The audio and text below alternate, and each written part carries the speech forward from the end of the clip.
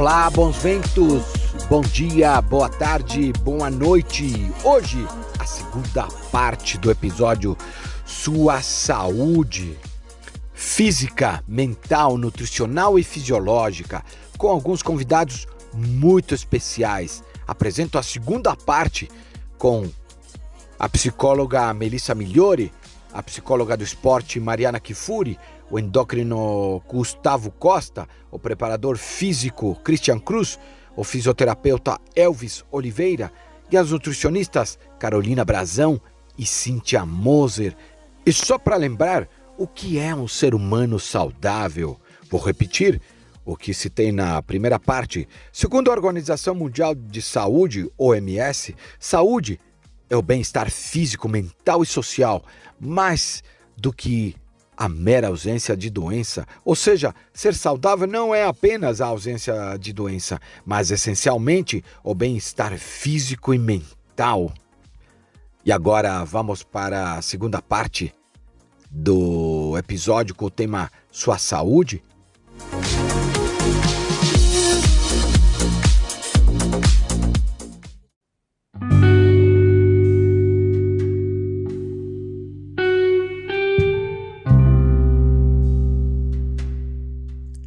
Agora eu queria falar de propósito, que significa grande vontade de realizar ou de alcançar alguma coisa.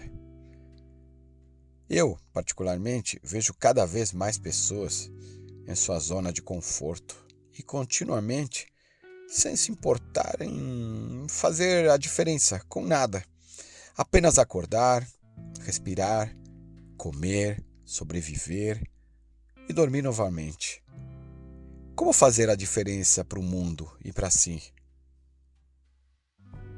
É muito bacana de perceber o fluxo da nossa conversa, né, Fred? Como eu estava falando lá na primeira pergunta, né, que a vida é movimento, a gente tem que aprender a ler movimento. Então, de alguma maneira, todas as perguntas são a mesma pergunta. A gente só está falando diferente da mesma coisa. Então, propósito. Eu acho que sim, faz muita diferença você ter contato com esse propósito, né? Com isso que muitos chamam de propósito. Eu acho que uma das grandes coisas que me move é querer ser útil. Então eu quero ser uma pessoa útil. Só isso já vai me deixar num estado de atenção de perceber o que tem que ser feito agora. O que eu tô precisando, o que a vida tá precisando, o que o mundo tá me pedindo, o que as pessoas ao meu lado estão me pedindo, o que meus filhos estão me pedindo. Como ser útil. E só esse estado de atenção vai fazer você procurar a melhor maneira de expressar aquilo para servir alguém, para servir uma causa, para servir ao planeta. Então você tem algo que você traz, sem dúvida, eu penso assim. Mas como expressar isso e a serviço de quê é uma grande pergunta a se ter e a se fazer sempre, né? Então, isso se a gente sabe que a vida é fluxo, que a vida é movimento, eu sou um ser temporal, eu sou um ser do tempo, no tempo. E eu tenho que aprender a ser útil. E a cada momento ser útil é uma coisa diferente. Então, isso eu acho que é um bom jeito de pensar a propósito, que me ajuda muito. Eu já tive várias fases e lá atrás eu queria fazer alguma coisa para salvar o mundo, eu queria, né, vamos mudar o mundo, vamos ajudar as pessoas, eu queria entrar para o Médicos Sem Fronteiras, alguma coisa assim grande e com muito movimento. E fiz aí minhas experiências e tal, até que um dia me veio uma imagem de um rio. E eu falei, nossa, um rio Amazonas, por exemplo, que é um rio imenso, nasce numa pequena nascente. Né? Você que faz as trilhas já deve ter visto muita nascente de água. É uma coisinha de nada, né? Que solta aquela borbulhinha que faz blu e para.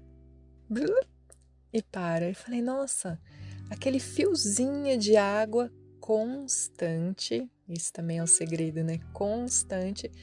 Vai indo, e aí tem seus encontros pelo meio do caminho, e sendo assim como fonte, sem nunca sair daquele espaço, encontra o oceano e se liga no mundo inteiro, tá no planeta.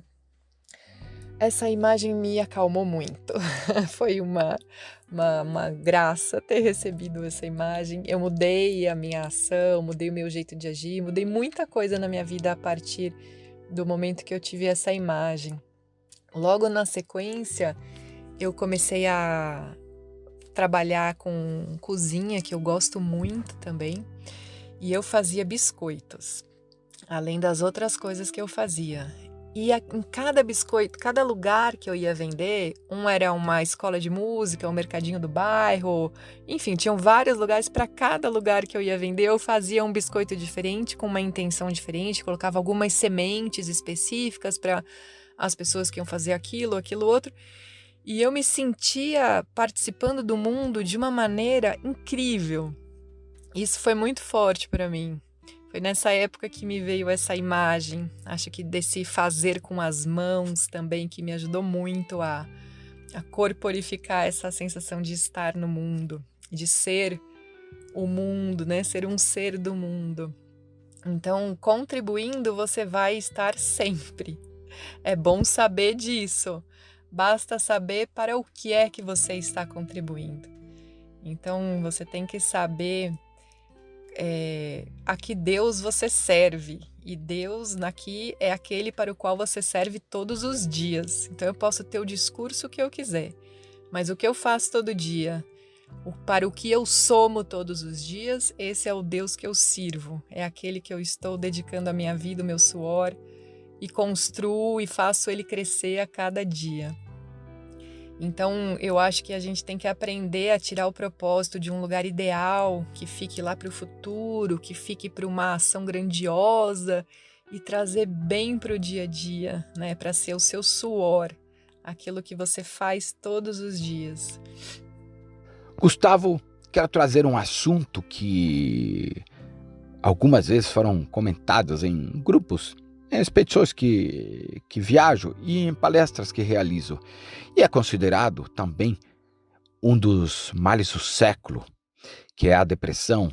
Mas aqui eu quero te perguntar, qual a relação da atividade física com a depressão?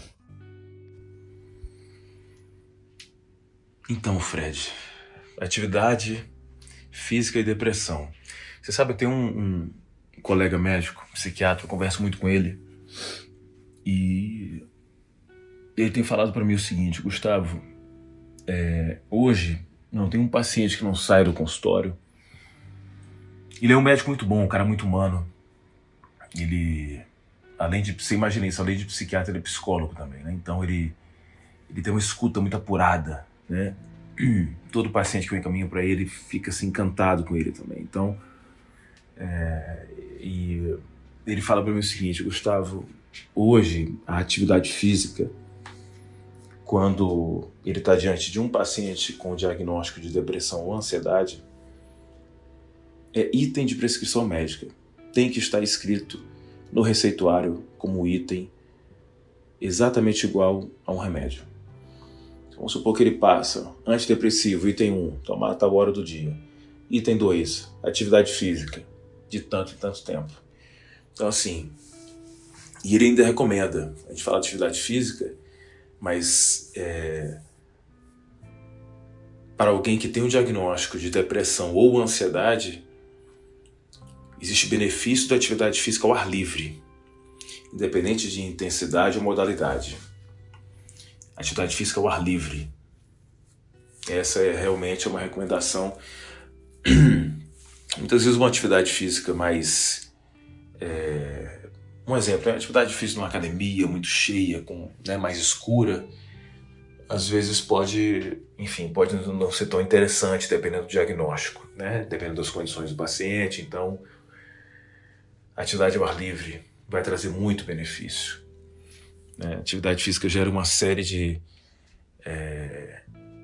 neurotransmissores, né? Uma série de ínas, assim a gente pode falar: endorfina, adrenalina, serotonina, dopamina, Então, alguém que tem um diagnóstico de depressão ou ansiedade é alguém que tem algum desequilíbrio nessa produção e no processamento desses neurotransmissores.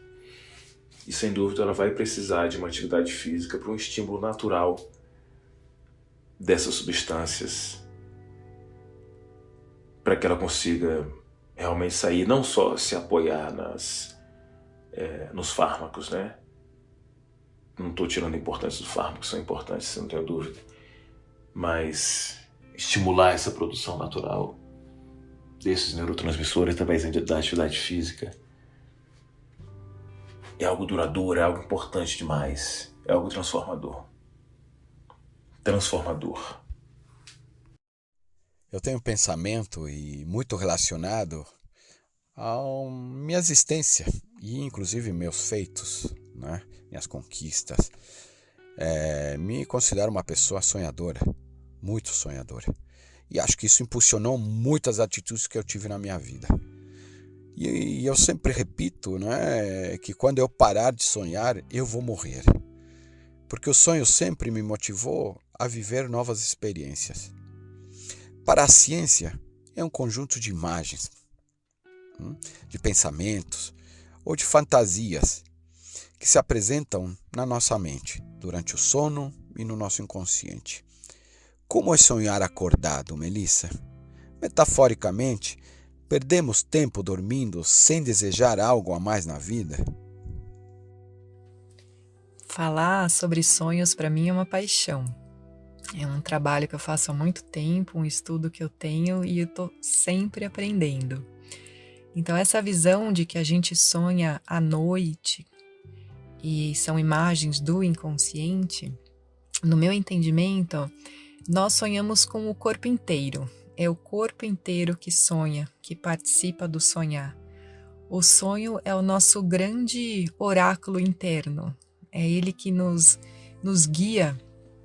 São mensagens diretas do nosso ser, do nosso corpo espiritual para nós.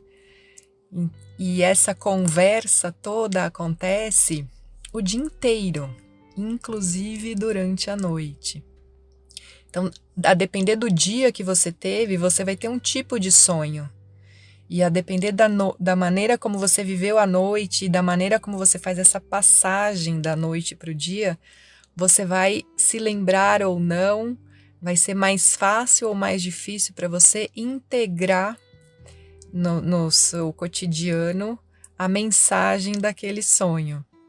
Então, essa mensagem é soprada lá pelo seu corpo espírito que conversa com a gente através do inconsciente, através das sensações, através de imagens e percepção das sensações.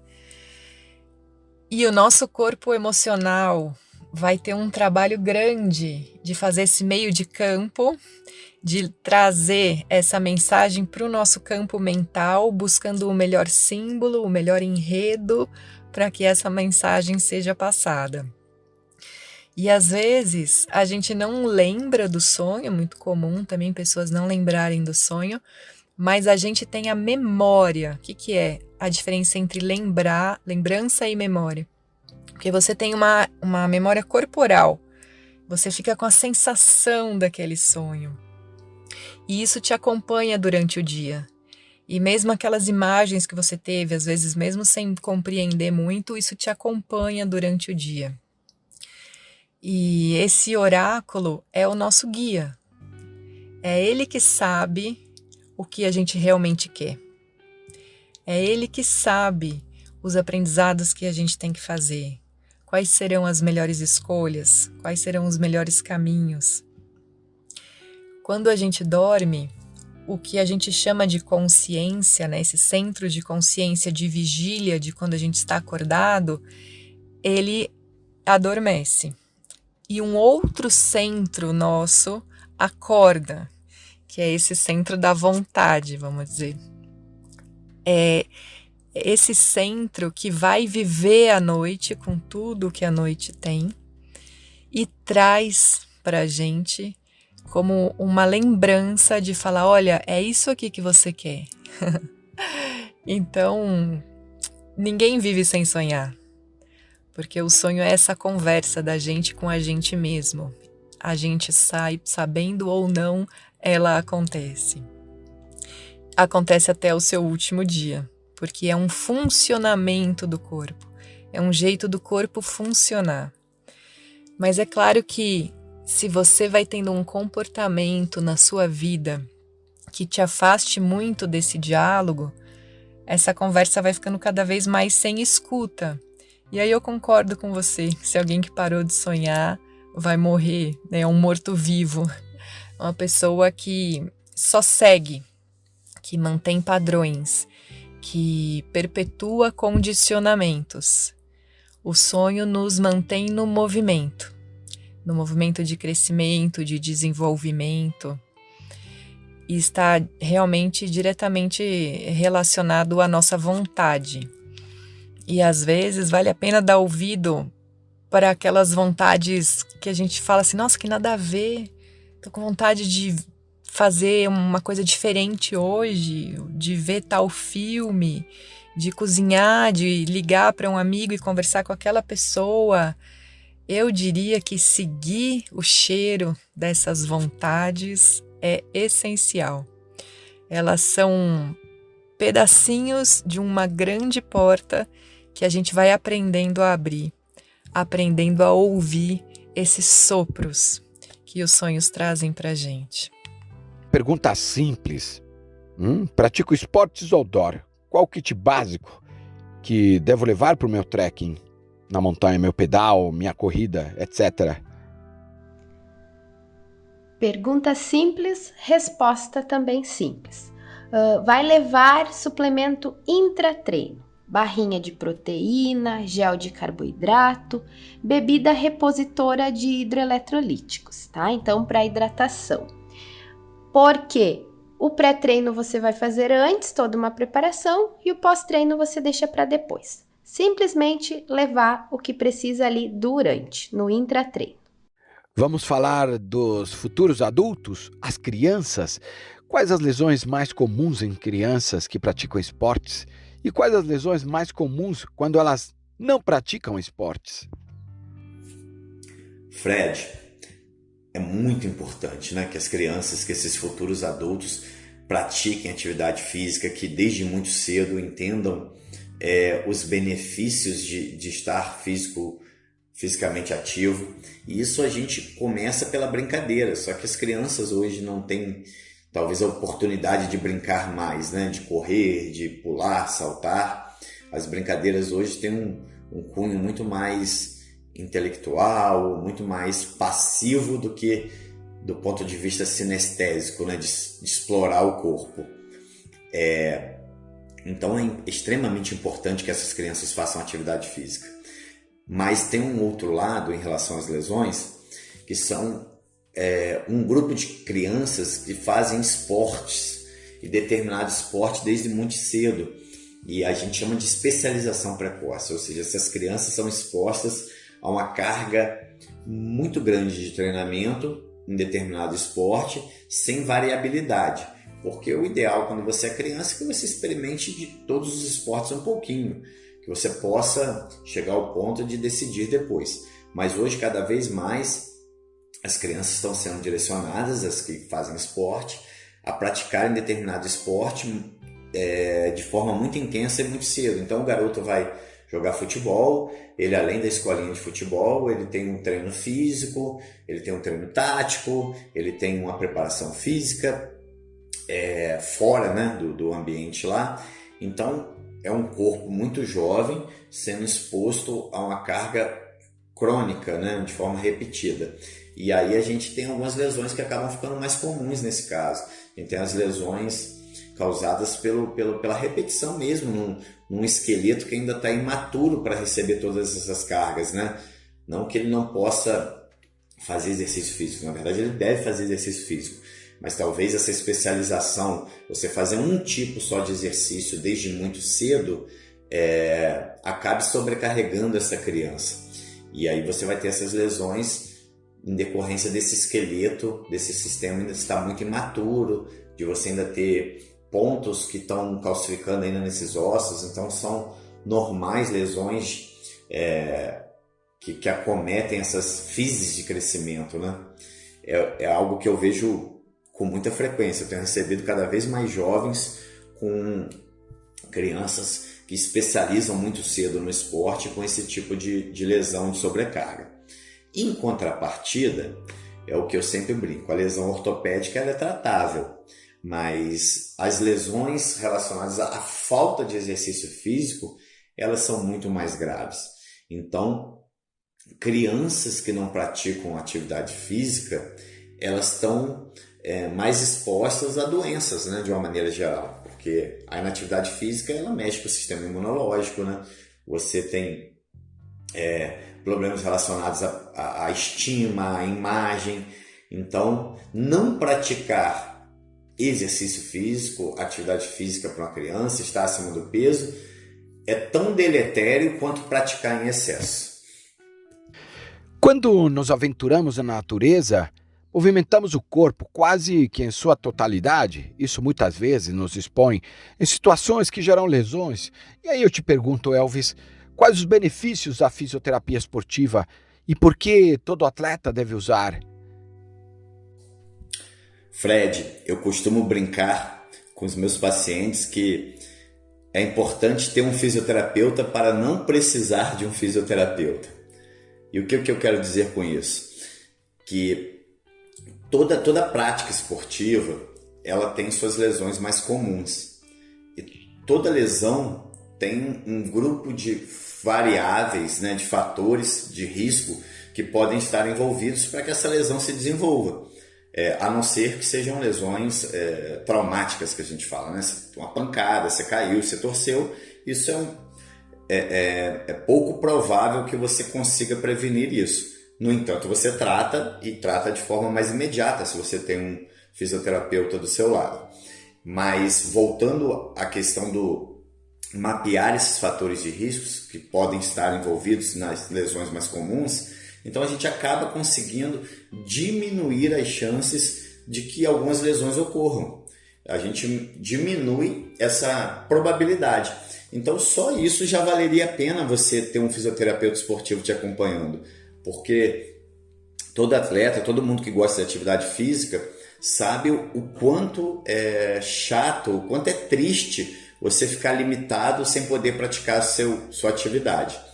Então, a partir do momento que a gente consegue estabelecer um trabalho antes da lesão estar instalada, a gente sai na frente, a gente ganha, porque ainda que a lesão ocorra, provavelmente ela vai ocorrer com a intensidade menor e vai ter uma duração menor, porque nós vamos estar realmente atentos àquele problema. Porque todos nós sabemos que o praticante de atividade física ele é muito resistente normalmente em buscar ajuda, né? Se ele não tem ninguém acompanhando. Porque ele tem muito medo de ouvir aquela palavrinha, você vai ter que parar de fazer o seu esporte por algum tempo. Então ele vai protelando, só que nesse momento, quando ele chega para buscar ajuda, provavelmente o problema já está instalado e maior. Então você ter um fisioterapeuta te acompanhando, você vai se beneficiar nesse sentido.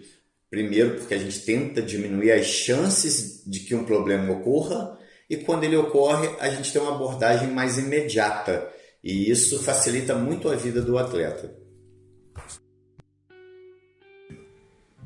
E capta muitas informações ao mesmo Na época ali do Homem das Muito bom, um cara muito humano, consultório. tempo que a gente tem que ver do nada, né? Grata por essa pergunta, Fred. Vai me ajudar a esclarecer o que é o meu desafio diário, fazer com que as pessoas entendam que suplemento alimentar é muito diferente de medicamento, que não é remédio. O suplemento é a parte bioativa dos alimentos, que a indústria de alimentos separou, concentrou, reuniu ali em forma de pó, em uma cápsula, a parte dos alimentos que tem um efeito no nosso organismo. Então, a indústria ela nos auxilia a ter acesso a partes significativas e mais do que isso. Ali está biodisponível esses nutrientes. O que é isso, Fred? O nosso corpo ele tem uma capacidade melhor a ter acesso àqueles nutrientes e uma certeza de que aquilo vai fazer um papel importante no nosso organismo. Diferente de quando a gente consome um alimento, que é um bolo ali, né, que a gente precisa processar, a gente precisa ter uma boa mastigação, uma boa digestão, uma boa absorção intestinal, para daí ter acesso àquela parte bioativa do alimento. Então, no suplemento, a indústria já fez esse papel para a gente, já está ali biodisponível para a gente poder aproveitar substâncias, então, que tem papel importante para a formação de tecidos, músculos, ossos, substâncias antioxidantes que vão proteger o nosso organismo, né, de doenças, vitaminas, minerais que são importantes para regular o nosso organismo. Ou seja, Fred, todos nós podemos e devemos suplementar. Em alguma fase da nossa vida, a gente vai ter um requerimento maior. Nós já nascemos tendo que suplementar, que são as fórmulas infantis. O recém-nascido, ele recebe, né, vitaminas e minerais ali porque o organismo ainda é muito imaturo para a absorção de todos os nutrientes. O idoso precisa, né, de suplemento porque o corpo já não produz enzima digestiva tão eficientemente, já não consegue quebrar aquele bolo alimentar para ter acesso a todos os nutrientes do alimento. A própria mastigação às vezes já está muito comprometida. E a suplementação ela é tão voltada para o lado da prática esportiva do atleta, porque são as pessoas que vão ter um gasto maior e um requerimento maior de nutrientes. O que faz a endocrinologia voltada para o esporte e por que você escolheu ser endócrino? Respondendo sua pergunta, eu escolhi a endocrinologia pela minha curiosidade em saber como o corpo funciona. O livro de fisiologia foi o livro que mais saciava a minha vontade de aprender na faculdade. A fisiologia estuda o funcionamento dos órgãos e dos sistemas, posso dizer assim. Entender e ajustar esse funcionamento com o objetivo de melhorar os índices e alcançar metas em atividades específicas é o principal papel de um endocrinologista do esporte. E aqui, Fred, cabe uma historinha. Quando adolescente, lá no Maranhão, eu lembro de calcular as calorias e os carboidratos nos produtos para ver se conseguiria fazer uma atividade levando esse produto como combustível, né? Sem saber que décadas depois, olha só que curioso, a grosso modo, né, aquela análise seria o dia a dia do meu trabalho. Carol, me fala desta relação. Nutricionista versus endócrino versus psicologia do esporte versus preparador físico. Na construção de um atleta, seja amador ou profissional? Eu diria que essa associação, né, o multidisciplinar ali, ele é importante não só para atleta, mas para amadores e pessoas em geral, né? Porque através da nutrição a gente vai conseguir avaliar a parte alimentar, os hábitos, as necessidades que a pessoa tem, as deficiências nutricionais, o que a gente precisa repor ou não. E através da análise desses exames também bioquímicos, a gente vai conseguir entender se ela já está num quadro de resistência à insulina, se ela já está com diabetes, se o triglicérides dela está alto, se a tireoide dela está funcionando, se a parte do cortisol, que é o nosso hormônio ali de disposição, mas também é um hormônio de estresse, está controlado. A gente vai olhar a parte metabólica em geral, principalmente hormonal, então é fundamental, principalmente se for um atleta. Aí entra o endócrino, né, para ter esse olhar mais voltado para tireoide, para a parte hormonal de testosterona. Às vezes é um homem já em andropausa, uma mulher em menopausa, precisa fazer uma reposição de testosterona, tem que ter todo esse olhar em relação a esse hormônio, porque é um hormônio fundamental para ganho de massa muscular, para emagrecimento, para libido, para disposição, e quando baixo ele acaba aumentando o risco de lesão, por exemplo, e se assemelha muito a uma sensação de depressão. Então é uma preocupação grande, principalmente para mulheres que usam anticoncepcional oral, que costumam ter níveis de testosterona muito baixos, né? E aí já é a área do endócrino de fazer todo o manejo dessa parte hormonal da pessoa. A gente precisa do acompanhamento terapêutico psicológico, sim, né? Principalmente quando a gente pensa em ganho de peso, obesidade, depressão, instabilidade de humor, porque isso está muito ligado às nossas emoções. As pessoas comem as emoções delas, né? Ninguém vai acabar indo atrás de um abacate ou de um filé mignon quando tá triste ou quando tá pau da vida, né? Normalmente ataca-se ali um carboidrato, seja ele doce ou salgado, ou um álcool, né? Quando é ainda um pouco pior ali o hábito da pessoa. E através daquele acompanhamento terapêutico ela vai entender como que esses gatilhos se manifestam nela e conseguir decidir quais gatilhos ela vai deixar isso ser prejudicial, por exemplo, né? Porque os gatilhos, eles sempre vão vir, não tem jeito, mas a gente consegue definir como que a gente vai lidar com esses gatilhos, né? E através da terapia isso é muito viável de conseguir evitar. E não só a parte comportamental em relação a comer as emoções, mas também aí já pensando mais na questão do atleta, os mimimis que a gente tem, né? Então, aquele limiar ali de esforço, de fadiga, que às vezes você quer desistir no meio, como é que você consegue desenvolver a habilidade de não se auto-sabotar nos treinos? Por exemplo, um dia chuvoso, um dia tô cansada. A gente tem muitas desculpas, né, para não cumprir com os nossos objetivos. A gente tem um objetivo às vezes muito claro, mas a gente esquece que tem uma caminhada até chegar nele, né? Então o atleta sonha muito com pódio, mas ele tem que lembrar que para que isso aconteça, ele vai ter que treinar várias vezes sem vontade, ele vai ter que lidar com dores no corpo, ele vai ter que às vezes evitar sair ou de ter uma vida social, de ir em algum evento porque ele tá em dieta ou porque ele tem uma planilha de treino puxada. E aí nessa parte o acompanhamento psicológico é muito importante também. E obviamente que quando a gente está falando ali da prática de atividade física, o preparador físico ele é fundamental, né? Para que a pessoa tenha uma boa periodização de treino, para que ela tenha momentos ali de trabalhar força, momentos de trabalhar hipertrofia, momentos de trabalhar melhor a cardiovascular, a resistência dela, o ganho de massa magra, o emagrecimento, né, o preparo para aquela atividade física, evitar a lesão, né? A pessoa às vezes vai treinar sozinha, não tem muita noção, acaba fazendo uma execução do exercício de maneira errada. Então, eu acho que quando a gente vai para o mundo multidisciplinar e acaba associando o nutricionista, o terapeuta, o endócrino, né, e o preparador físico, o resultado é espetacular.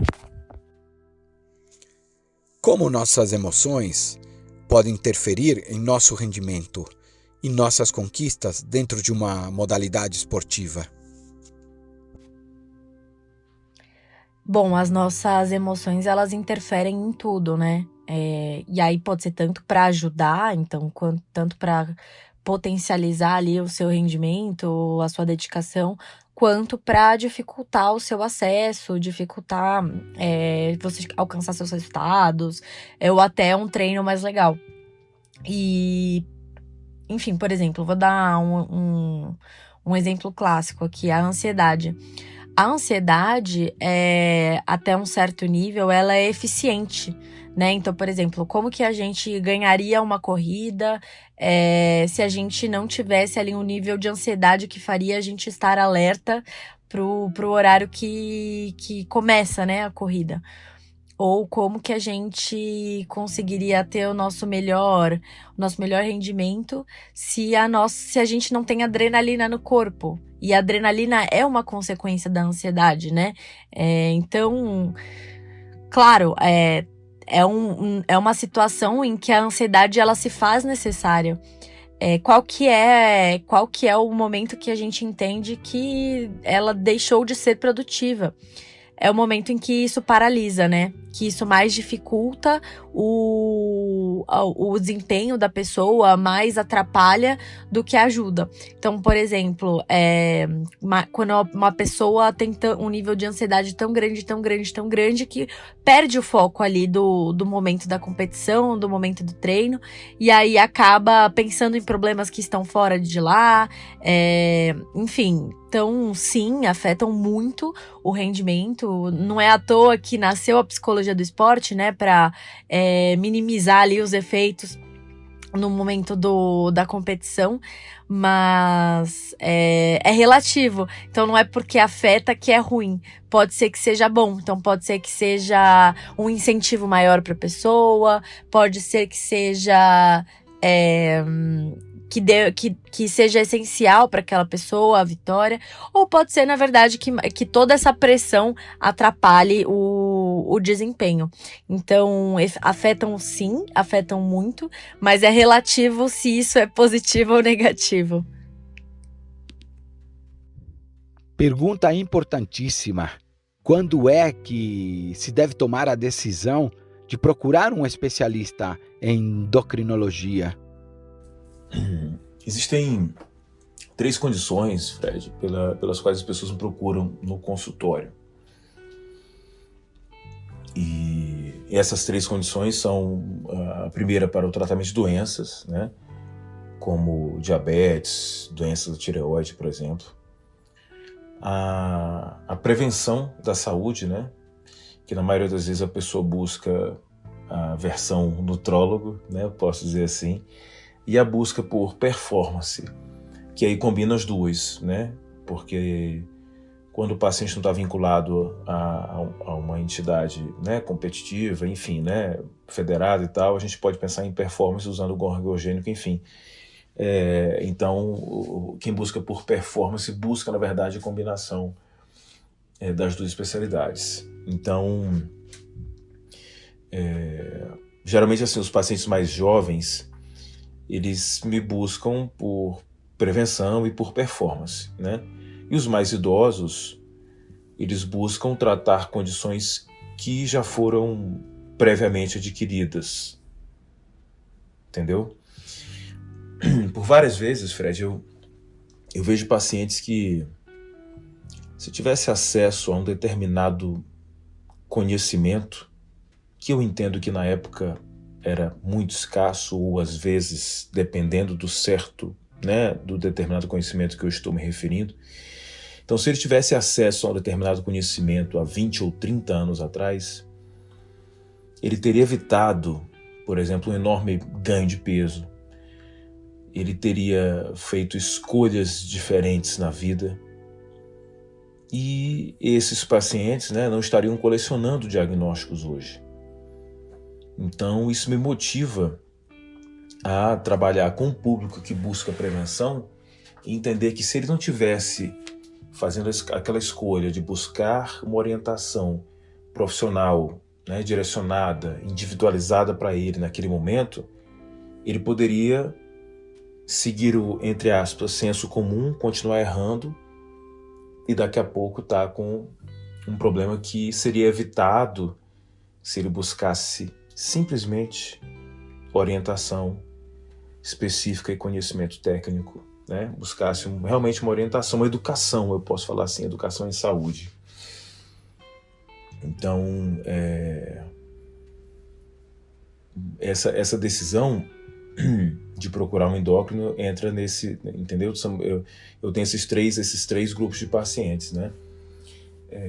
Agora, tem um outro grupo, que é um grupo que já está começando a surgir agora. Não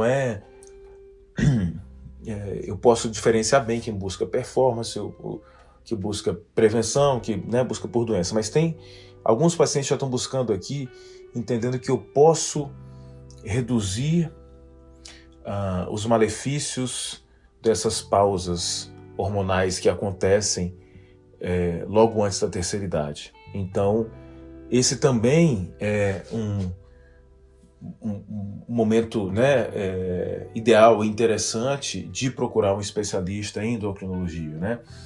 Um exemplo, um paciente na casa ali dos 50 anos de idade, onde ele começa não ter a mesma performance tanto no trabalho quanto na vida pessoal, né? Quanto nos treinos, né? Eu lembro recentemente, atendi um paciente que ele falou assim: doutor, fiz 50 e poucos anos, agora eu percebo uma coisa. E ele até falou assim, não foi por causa da pandemia, né? Ele falou assim, há 3 anos atrás eu consegui acordar, treinar, 1, 2 horas, trabalhar, chegar em casa, dar conta de tudo e dormir bem.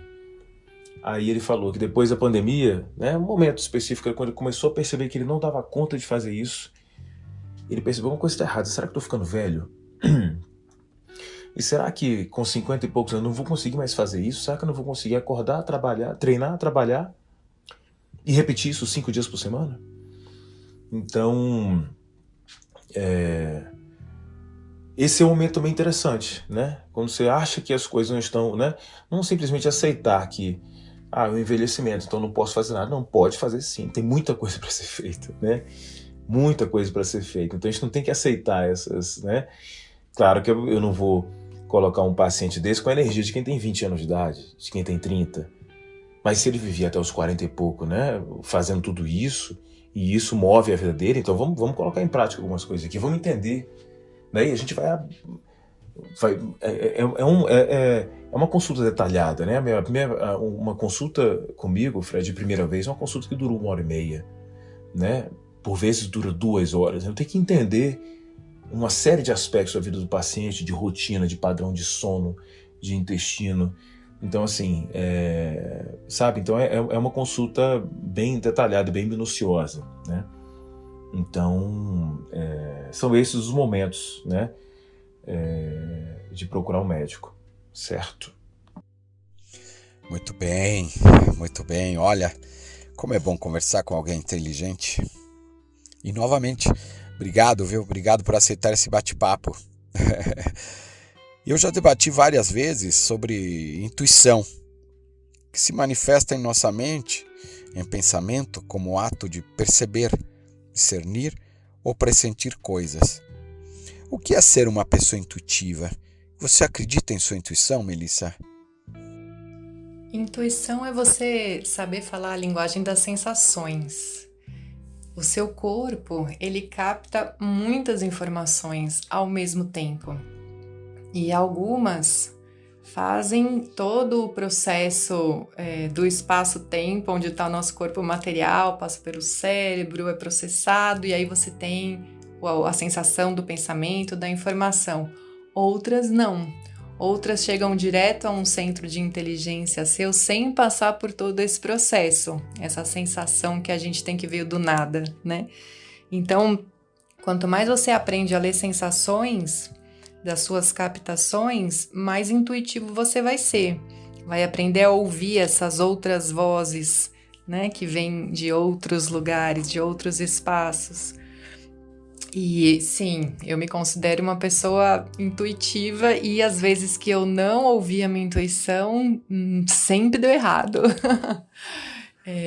Desde coisas simples, de fazendo uma comida e olha ali que volta para ver a panela que vai queimar, desde isso até outras coisas, de estar indo para algum lugar e ter vontade de parar antes para tomar um suco, alguma coisa, e quando eu chego no lugar onde eu ia, o lugar tinha acabado de ser assaltado.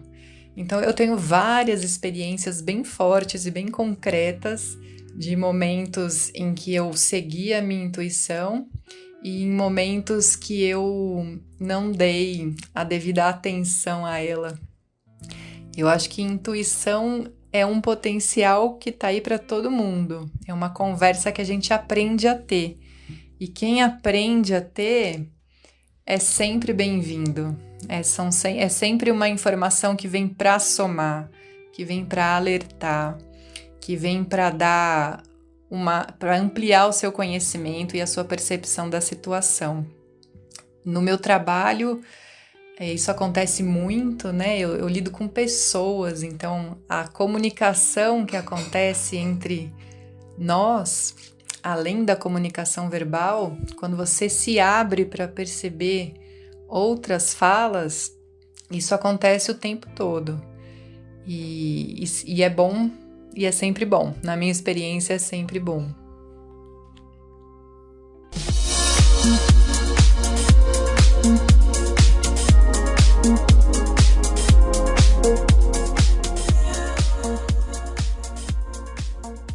Espero que você tenha gostado da segunda parte do episódio Sua Saúde, né, com os nossos especialistas, e que ela tenha servido de reflexão, de aprendizado para você usar no dia a dia e prolongar assim a sua vida com movimento, com esporte, junto à natureza. E para você que ouviu este episódio até o final, muito obrigado. Espero que tenha gostado. Siga nossas redes sociais no Aventure Box, Instagram, YouTube, LinkedIn e Facebook. É só procurar pelo Reset Humano. O projeto Reset Humano tem o DNA no convívio com a natureza, na montanha, e visa desenvolver o ser humano, dando um reset, gerando aprendizado e conhecimento para desenvolver a sociedade, impactando de maneira positiva na natureza, em nossa casa, no planeta Terra. Desejo uma excelente semana, muita luz e bons ventos. Até o próximo episódio.